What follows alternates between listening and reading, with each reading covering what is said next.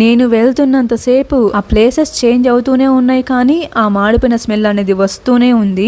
అసలేంటి ఈ స్మెల్, కొంపదీసి బైక్ ఏమైనా కాలుతుందా అని ఒక ప్లేస్ లో బైక్ ని ఆపి బైక్ మొత్తం చెక్ చేశాను. అంతా బానే ఉంది. పోనీ చుట్టుపక్కల ఏమైనా కాలుతుందా అని చుట్టూ చూశాను. నేను చూసినంత వరకు ఏమీ కనిపించలేదు. అంతా చీకటిగానే ఉంది.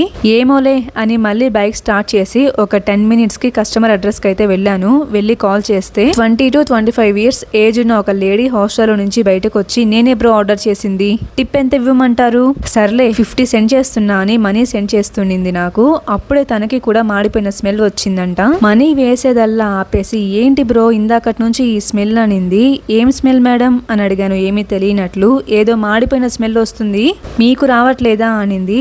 ఆమె మాటకి నేను కూడా అవునండి నాకు కూడా ఇందాకటి నుంచి అలానే వస్తుండింది, బట్ ఎక్కడి నుంచి వస్తుందో అర్థం కావట్లేదు. సర్లేండి బైక్ వాష్ చేయించాలనుకుంటా, ఇదిగోండి మీ పార్సల్ అని నా బైక్ కి రైట్ సైడ్ ఉన్న కవర్ ని తీసి తనకిస్తుంటే ఆ బిర్యానీ కవర్ అనేది చించినట్లు బిర్యానీ రైస్ మొత్తం బయటకు వచ్చేస్తుండింది. పోనీ ఇలా రైస్ మొత్తం బయటకు వచ్చేస్తుంటే ఏదో ఒకటి ఆమెకి నచ్చ చెప్పి రిక్వెస్ట్ చేసుకుని ఇచ్చేసుండేవాడిని. కానీ ఆ రైస్ చికెన్ పీస్ మొత్తం నల్లగా మాడిపోయింది. కొంచెం కూడా బిర్యానీ లానే కనిపించట్లేదు. అది చూసి నేనే షాక్.